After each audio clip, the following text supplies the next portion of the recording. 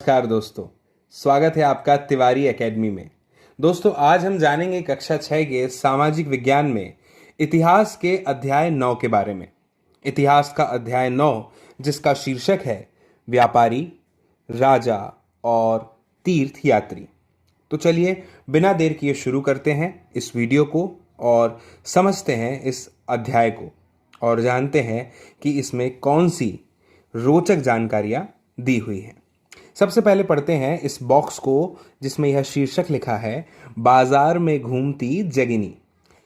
जगिनी अपने गांव के मेले की आस लगाए बैठी थी। स्टील के चमकदार बर्तन, रंग बिरंगी प्लास्टिक की बाल्टियां, शोख रंगों के फूलों के प्रिंटों वाले कपड़े, चाबी से चलने वाले मजेदार खिलौने उसे बहुत अच्छे लगते थे। इन चीजों को बेचने वाले दुकानदार बसों और ट्रकों पर आते थे और रात को अपना सामान समेटकर वापस चले जाते थे। जगिनी को हैरानी होती थी कि ये लोग हमेशा इस तरह क्यों घूमते रहते हैं। उसकी माँ ने बताया कि वे लोग व्यापारी थे। वे चीज़ों को उन जगहों से खरीदते थे जहां वो चीज़ें बनाई जाती थीं और फिर उन्हें मेलों में ला करके बेचते थे। मुझे उम्मीद है कि आपको यह बॉक्स में जो जानकारी दी गई है समझ में आई होगी। इसमें एक बच्ची की जिज्ञासा प्रकट की गई है और उसकी माँ ने उसकी जिज्ञासा शांत करते हुए उसे बताया कि मेलों में ये जो लोग अलग अलग प्रकार के सामान, चीज़ें इत्यादि बेचने के लिए आते हैं, ये दरअसल व्यापारी होते हैं और व्यापारी वहाँ जाकर के ये चीज़ें खरीदते हैं जहाँ पर यह चीज़ें तैयार की जाती हैं, यानी जहाँ पर ये चीज़ें बनती हैं और फिर उन्हें मेलों में ला करके बेचते हैं। चलिए अब आगे बढ़ते हैं और जानते हैं इस शीर्षक के विषय में जो लिखा हुआ है व्यापार और व्यापारियों के बारे में जानकारी। दोस्तों, अध्याय 8 में हमने उत्तर के काले पॉलिश वाले बर्तनों के बारे में पढ़ा है। ये खूबसूरत बर्तन खास तौर से इनकी कटोरियां तथा जो थालियां होती थी इस उपमहाद्वीप के अनेक पुरास्थलों से मिले हैं। अब ये सवाल उठता है कि इन जगहों पर ये बर्तन कैसे पहुंचे होंगे। इसके पीछे अनुमान भी लगाया जाता है। ऐसा अनुमान लगाया जाता है कि जहां ये बनते थे वहां से व्यापारी इन्हें ले जाकर अलग अलग जगहों पर बेचते थे, जैसा कि हमने ऊपर बॉक्स में अभी देखा। दक्षिण भारत सोना, मसाले, खास तौर पर काली मिर्च तथा कीमती पत्थरों के लिए प्रसिद्ध था। अगर मैं बात करूं दक्षिण भारत की, है ना दोस्तों, आप जानते हैं कि भारत जो है उसका नक्शा जो है वो कुछ इस प्रकार का है ना। और इस भारत में जो दक्षिणी हिस्सा है ना, यानी कि ये वाला हिस्सा, यह जो है दक्षिण भारत कहलाता है। ठीक है, तो अब इस दक्षिण भारत में क्या बोल रहे हैं कि सोना, मसाले, खास तौर पर काली मिर्च तथा कीमती पत्थरों के लिए यह जो है यह प्रसिद्ध था। ठीक है ना। काली मिर्च की रोमन साम्राज्य में इतनी मांग थी कि इसे काले सोने के नाम से बुलाते थे। यानी अगर कभी आपके सामने प्रश्न आए कि रोमन लोग काले सोने की मांग करते थे तो उस काले सोने का अर्थ होगा काली मिर्च। व्यापारी इन सामानों को समुद्री जहाज़ों और सड़कों के रास्ते से होकर रोम पहुंचाते थे। दक्षिण भारत में ऐसे अनेक रोमन सोने के सिक्के मिले हैं। इससे यह अंदाज़ा लगाया जा सकता है कि उन दिनों रोम के साथ बहुत अच्छा व्यापार जो है वह चल रहा था। चलिए आगे बढ़ते हैं। अब इस बॉक्स में दी हुई जानकारी को पढ़ते हैं। यहाँ लिखा हुआ है व्यापार से जुड़ी एक कविता।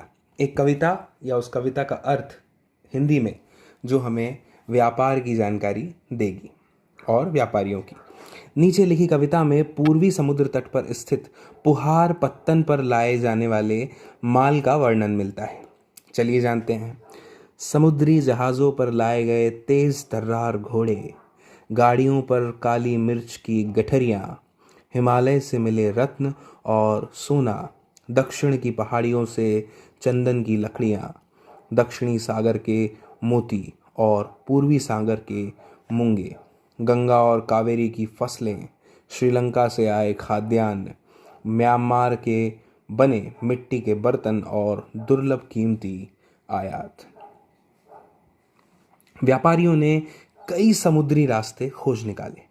इनमें से कुछ समुद्र के किनारे चलते थे, कुछ अरब सागर और बंगाल की खाड़ी पार करते थे।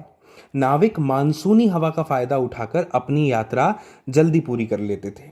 आप जानते हैं कि यदि हवा की दिशा हमारी मंजिल की दिशा से मेल खाती हो, खास करके जब हम नाव में बैठे हों, तो हमारी नाव से हम जल्दी अपनी मंजिल तक पहुंच जाते हैं।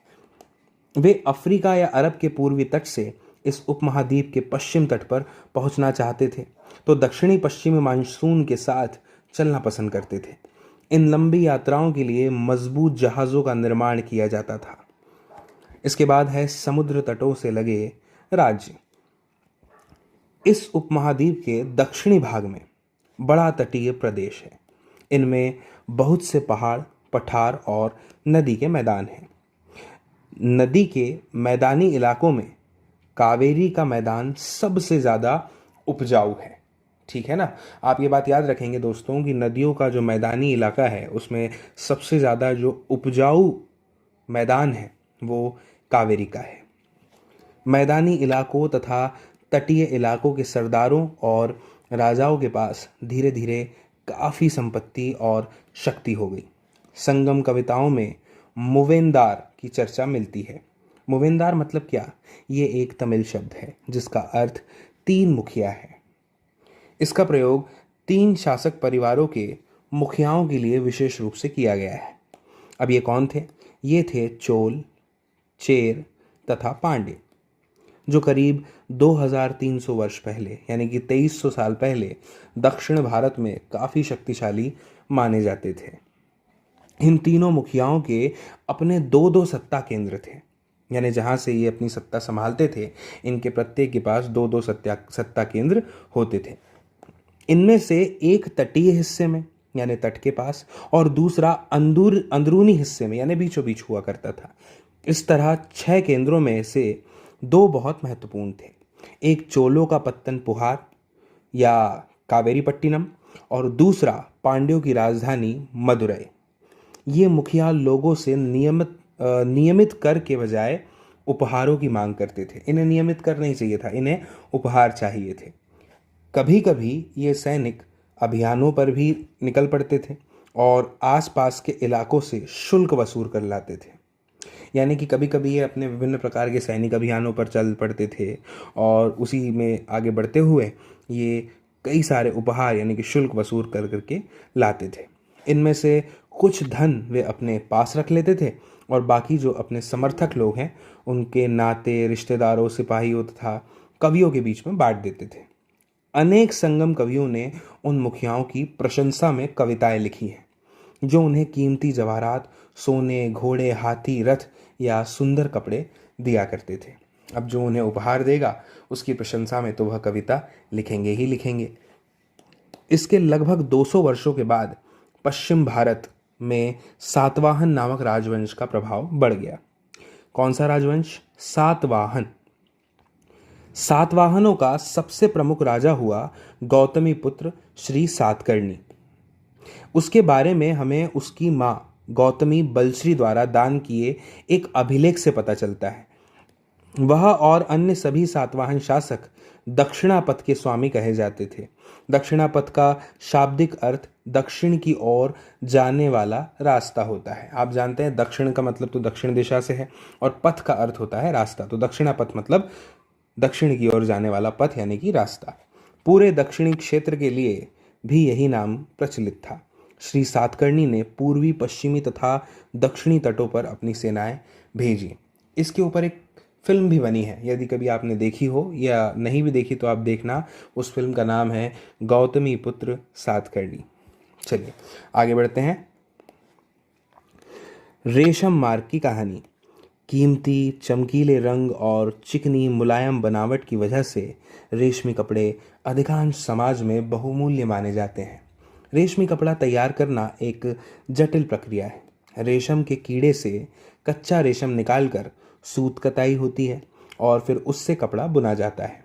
रेशम बनाने की तकनीक का आविष्कार सबसे पहले किसने किया था? सबसे पहले यह आविष्कार किया था चीन ने। चीन में करीब 7000 साल पहले यह आविष्कार हो गया था। इस तकनीक को उन्होंने हजारों साल तक बाकी दुनिया से छुपा कर रखा। पर चीन से पैदल, घोड़ों या ऊँटों पर कुछ लोग दूर दूर की जगहों पर जाते थे और अपने साथ रेशमी कपड़े भी ले जाते थे।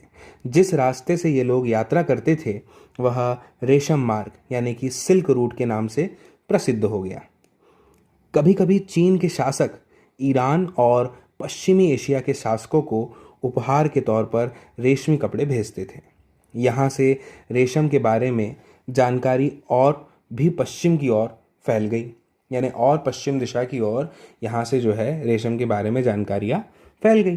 करीब 2000 साल पहले रोम के शासकों और धनी लोगों के बीच रेशमी कपड़े पहनना एक फैशन बन गया।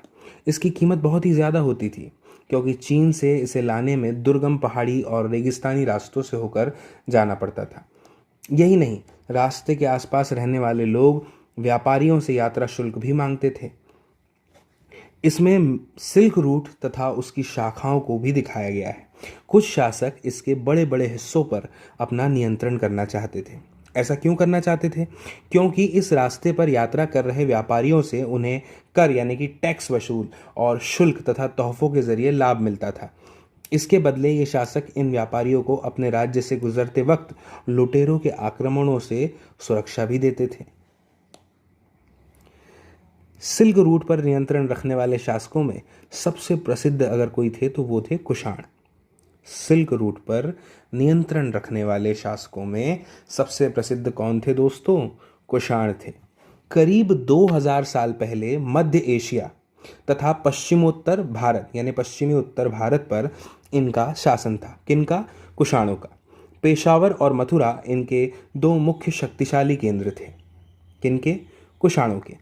तक्षशिला भी इनके ही राज्य का हिस्सा हुआ करता था। इनके शासनकाल में ही सिल्क रूट की एक शाखा मध्य एशिया से होकर सिंधु नदी के मुहाने के पत्तनों तक कर जाती थी। फिर यहाँ से जहाज़ों द्वारा रेशम पश्चिम की ओर रोमन साम्राज्य तक पहुँचता था।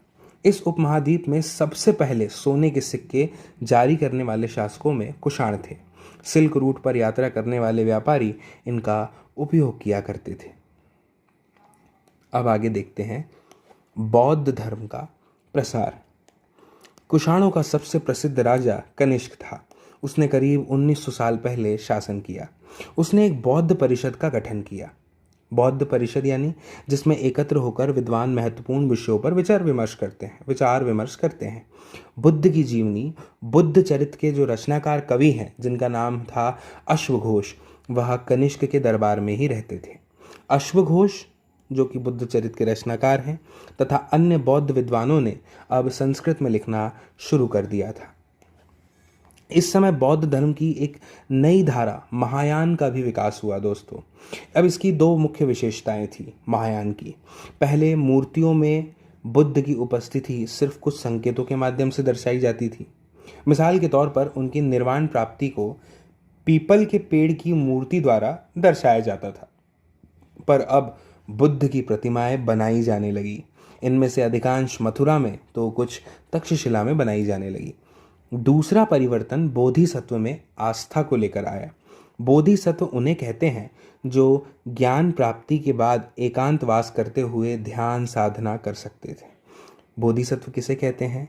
बोधिसत्व उन्हें कहते हैं दोस्तों जो पहले ज्ञान प्राप्त करते हैं और जब उन्हें ज्ञान प्राप्त हो जाता है तो ज्ञान की प्राप्ति के पश्चात एकांत में जाकर के वह वास करते हैं और ध्यान और साधना को कर सकते हैं। लेकिन ऐसा करने के बजाय वे लोगों को शिक्षा देने और मदद करने के लिए सांसारिक परिवेश में ही रहना ठीक समझने लगे। धीरे धीरे बोधिसत्व की पूजा काफ़ी लोकप्रिय हो गई और पूरे मध्य एशिया, चीन और बाद में कोरिया तथा जापान तक भी यह फैल गई। बौद्ध धर्म का प्रसार पश्चिमी और दक्षिण भारत में हुआ, जहां बौद्ध भिक्षुओं के रहने के लिए पहाड़ों में दर्जनों गुफाएं खोदी गई। इस चित्र को आप ध्यान से देखिए, क्या क्या दिखाई देता है आपको इसमें। आप यहाँ पर एक पेड़ देख रहे हैं। क्या आपको यहाँ पर एक खाली आसन नजर आता है? इसका क्या मतलब है, क्या अर्थ है? यह आसन खाली क्यों है? चलिए आगे देखते हैं। इनमें से कुछ गुफाएं राजा और रानियों के आदेश पर बनाई गई तो कुछ व्यापारियों तथा कृषकों द्वारा। इनमें से ज़्यादातर गुफाएं पश्चिमी घाट के दर्रों के पास बनाई गई थी। दक्कन के शहरों और तटों के समृद्ध बंदरगाहों और इन्हें जोड़ने वाली सड़कें भी इन्हीं दर्रों से होकर गुजरती थी। ऐसा लगता है कि यात्रा करने वाले व्यापारी इन गुफाओं वाले मठों में विश्राम के लिए रुकते थे। बौद्ध धर्म दक्षिणी पूर्व की ओर श्रीलंका, म्यांमार, थाईलैंड तथा इंडोनेशिया सहित दक्षिण पूर्व एशिया के अन्य भागों में भी फैला। बाईं ओर मथुरा में बनी बुद्ध की एक प्रतिमा का चित्र है। दाईं ओर तक्षशिला में बनी बुद्ध की प्रतिमा का एक चित्र। इन चित्रों को देखकर हमें यह बताना है कि इनके बीच में क्या क्या समानताएं हैं और क्या क्या भिन्नताएं। आप देखिए इन चित्रों में आपको क्या समानता और क्या भिन्नताएं नज़र आ रही है। आप देख सकते हैं कि एक तरफ यानी कि बाईं ओर जो बुद्ध की प्रतिमा है वह खड़ी हुई है, बल्कि जो दाईं ओर प्रतिमा है वह बैठी हुई है ना। इसके अलावा आपको बहुत सारे अंतर यहाँ पर देखने को मिल सकते हैं, है ना। चलिए अब आगे बढ़ते हैं।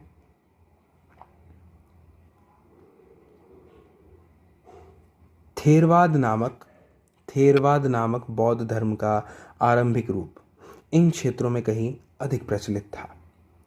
तीर्थयात्रियों की जिज्ञासा। व्यापारी काफिलों में तथा जहाज़ों पर दूर दूर जाया करते थे। बहुत से तीर्थयात्री भी उनके साथ यात्रा पर निकल पड़ते थे। तीर्थयात्री वे स्त्री पुरुष होते हैं जो प्रार्थना के लिए पवित्र स्थानों की यात्रा किया करते हैं। इसी तरह भारत की यात्रा पर आया चीनी बौद्ध तीर्थयात्री फाशियन काफ़ी प्रसिद्ध है। क्यों प्रसिद्ध है? वह करीब 1600 साल पहले आया। श्वेनसांग 1400 साल पहले भारत आया और उसके करीब 50 साल बाद इत्सिंग आया। वे सब बुद्ध के जीवन से जुड़ी जगहों और प्रसिद्ध मठों को देखने के लिए भारत आए थे। इनमें से प्रत्येक तीर्थयात्री ने अपनी यात्रा का वर्णन लिखा। इन्होंने अपनी यात्रा के दौरान आई मुश्किलों के बारे में भी लिखा। इन यात्राओं में कई वर्ष लग जाया करते थे। जिन देशों और मठों को उन्होंने देखा उनके बारे में उन्होंने लिखा और उन किताबों के बारे में भी उन्होंने लिखा जिन्हें वे अपने साथ लाए थे। मुझे उम्मीद है कि आपको यह अध्याय समझ में आ रहा होगा। अब हम बात करेंगे फाशियन चीन वापस कैसे लौटा। फाशियन ने अपने घर चीन वापस लौटने के लिए अपनी यात्रा बंगाल से शुरू की। वह व्यापारियों के एक जहाज़ पर चढ़ा। मुश्किल से वे 2 दिन ही चल पाए थे कि एक समुद्री तूफान में फंस गए। व्यापारी अपने जहाज़ को डूबने से बचाने के लिए उसमें से अपने माल को फेंक कर जहाज़ को हल्का करने की कोशिश करने लगे।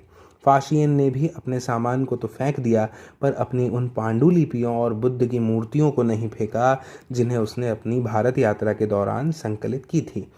अंततः 13 दिनों के बाद आंधी रुकी। उसने समुद्र का वर्णन इस प्रकार किया है। कैसे किया? समुद्र असीम है। सूर्य, चांद या तारों की गति को देखे बिना यह पता लगा पाना असंभव है कि पूर्व किधर है या पश्चिम किस दिशा में है। अगर बरसात और अंधेरा हो तो जहाज़ को हवा की रुख में ले जाने के अलावा और कोई चारा नहीं। जावा पहुंचने में उसे 90 दिन से भी ज़्यादा लगे। वहाँ वह 5 महीने के लिए रुका। इसके बाद दूसरे व्यापारी जहाज़ में चढ़कर वह चीन पहुंचा। श्वेनसांग का भी जिक्र आया था। श्वेनसांग भूमार्ग से उत्तर पश्चिम और मध्य में एशिया होकर चीन वापस लौटा। उसने सोने, चांदी और चंदन की लकड़ी की बनी बुद्ध की मूर्तियां तथा 600 से भी ज़्यादा पांडुलिपियां एकत्र की थी। इन्हें वह लगभग 20 घोड़ों पर लाद कर ले गया, पर इसमें से 50 पांडुलिपियां उस समय खो गई जब सिंधु नदी पार करते हुए उसकी नाव उलट गई। अपने जीवन का बाकी हिस्सा उसने बची हुई पांडुलिपियों का संस्कृत से चीनी अनुवाद करने में लगा दिया। यहाँ पर एक बॉक्स है, ज़रूर पढ़ेंगे इसमें दी हुई जानकारी को। यहाँ लिखा हुआ है नालंदा शिक्षा का एक विशिष्ट केंद्र। श्वेनसांग तथा अन्य तीर्थयात्रियों ने उस समय के सबसे प्रसिद्ध बौद्ध विद्या केंद्र नालंदा, जो कि बिहार में, का अध्ययन किया। उसने नालंदा के बारे में इस प्रकार लिखा है। यहाँ के शिक्षक योग्यता तथा बुद्धि में सबसे आगे हैं। बुद्ध के उपदेशों का वह पूरी ईमानदारी से पालन करते हैं। मठ के नियम काफ़ी सख्त हैं जिन्हें सबको मानना पड़ता है। पूरे दिन वाद विवाद चलते ही रहते हैं, जिससे युवा और वृद्ध दोनों ही एक दूसरे की मदद करते हैं। विभिन्न शहरों से विद्वान लोग अपनी शंकाएं दूर करने यहाँ आते हैं। नए आगंतुकों से पहले द्वारपाल ही कठिन प्रश्न पूछते हैं। उन्हें अंदर जाने की अनुमति तभी मिलती है जब वे द्वारपाल को सही उत्तर दे पाते हैं। 10 में से 7-8 सही उत्तर नहीं दे पाते हैं। xuanzang नालंदा में क्यों पढ़ना चाहता था? इसका कारण आप कमेंट बॉक्स में ज़रूर बताइएगा।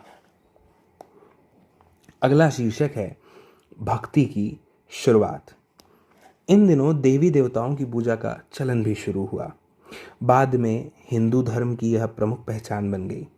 अब इन देवी देवताओं में शिव, विष्णु और दुर्गा जैसे देवी देवता शामिल हैं। इन देवी देवताओं की पूजा भक्ति परंपरा के माध्यम से की जाती थी। भक्ति उस समय काफ़ी लोकप्रिय परंपरा बन गई। किसी देवी या देवता के प्रति श्रद्धा को ही भक्ति कहा जाता है। भक्ति का पथ सबके लिए खुला था, चाहे वह धनी हो या गरीब हो, ऊंची जाति का हो या नीची जाति का, स्त्री हो या पुरुष, भक्ति तो सभी कर सकते थे। भक्ति मार्ग की चर्चा हिंदुओं के पवित्र ग्रंथ भगवत गीता में की गई है। भगवत गीता महाभारत का एक हिस्सा है। इसमें भगवान कृष्ण अपने भक्त और मित्र अर्जुन को सभी धर्मों को छोड़कर उनकी शरण में आने का उपदेश देते हैं। सर्वधर्मान्य परित्यज्य मामेकम शरणं व्रज, यह आपने ज़रूर सुना होगा, क्योंकि केवल कृष्ण ही अर्जुन को सारी बुराइयों से मुक्ति दिला सकते हैं। पूजा का यह रूप धीरे धीरे देश के विभिन्न भागों में फैलने लगा। भक्ति मार्ग अपनाने वाले लोग आडंबर के साथ पूजा पाठ करने के बजाय ईश्वर के प्रति लगन और व्यक्तिगत पूजा पर जोर देते थे। भक्ति मार्ग अपनाने वालों का यह मानना है कि अगर अपने आराध्य देवी या देवता की सच्चे मन से पूजा की जाए तो वह उसी रूप में दर्शन देंगे जिसमें भक्त उसे देखना चाहता है। इसलिए आराध्य देवी या देवता मानव के रूप में भी हो सकते हैं या फिर सिंह, पेड़ या अन्य किसी भी रूप में। जैसे जैसे इस विचार को समाज द्वारा स्वीकृति मिलती गई, कलाकार देवी देवताओं की एक से बढ़कर एक खूबसूरत मूर्तियां तैयार करने लगे। उदाहरण के लिए जो दाईं ओर आपको मूर्ति दिख रही है, इसी को देख लीजिए। यह मूर्ति किसकी है? तो मैं आपको बता दूं कि आपने हिरण्यकश्यप का नाम तो सुना ही होगा, भक्त प्रहलाद का नाम भी सुना होगा।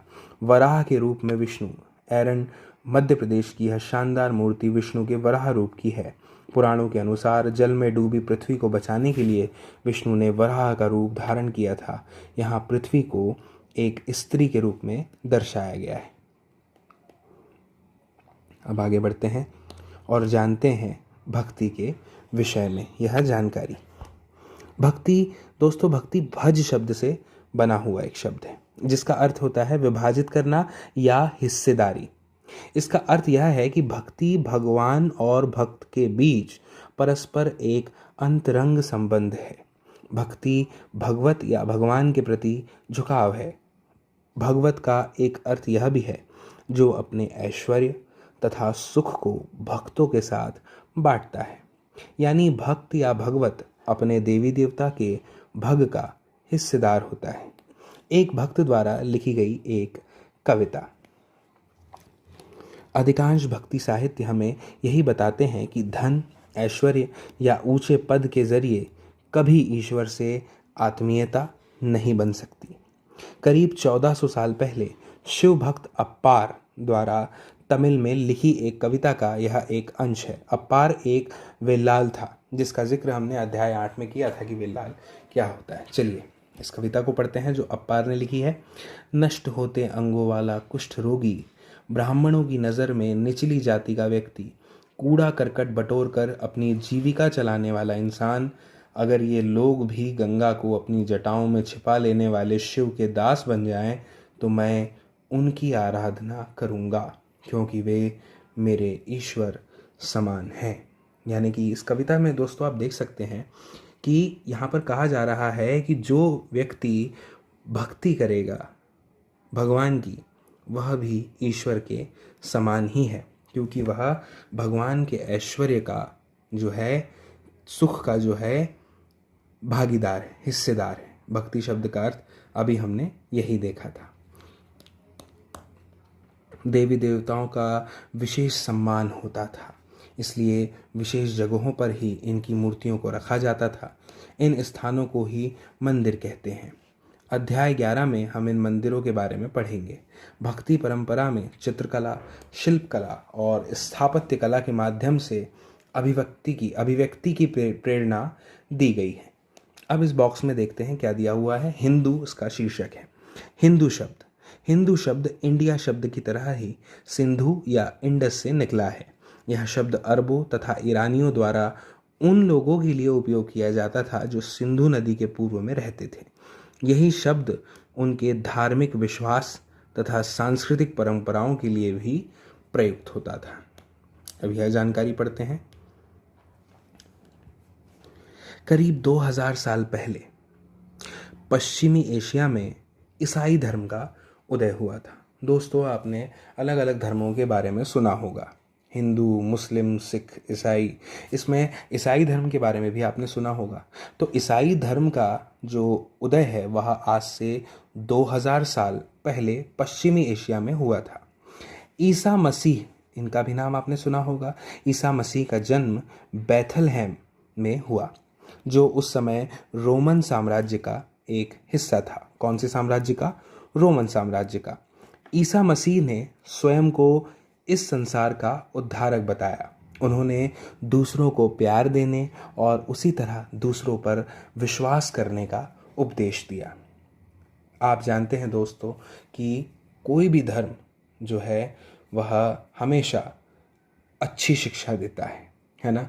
प्रेम की शिक्षा देता है, सत्य की शिक्षा देता है, ईमानदारी की शिक्षा देता है, धर्म की नीति की शिक्षा देता है। ऐसे ही ईसा मसीह ने भी स्वयं को इस संसार का उद्धारक बताया और उन्होंने दूसरों को यह कहा कि हमें एक दूसरे से प्रेम से रहना चाहिए, प्यार देना चाहिए और उसी तरह दूसरों पर विश्वास करने का भी उपदेश उन्होंने दिया। और जिस तरह हर व्यक्ति दूसरों से प्यार और विश्वास की उम्मीद भी करता है। बाइबल में ईसा मसीह के उपदेश की बातें लिखी हैं। यहाँ इसका एक अंश दिया गया है।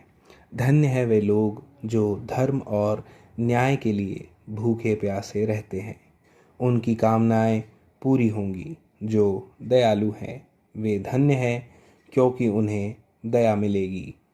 धन्य है वे जो दिल से पवित्र हैं, क्योंकि वे ईश्वर के दर्शन कर सकेंगे। धन्य है वे जो शांति स्थापित करते हैं, वही ईश्वर की संतान कहलाएंगे। दोस्तों, ईसा मसीह के उपदेश साधारण लोगों को बहुत पसंद आए और धीरे धीरे यह पश्चिमी एशिया, अफ्रीका तथा यूरोप में फैल गए। ईसा मसीह के मृत्यु के 100 सालों के अंदर ही भारतीय उपमहाद्वीप के पश्चिमी तट पर पहले ईसाई धर्म प्रचारक पश्चिमी एशिया से आए।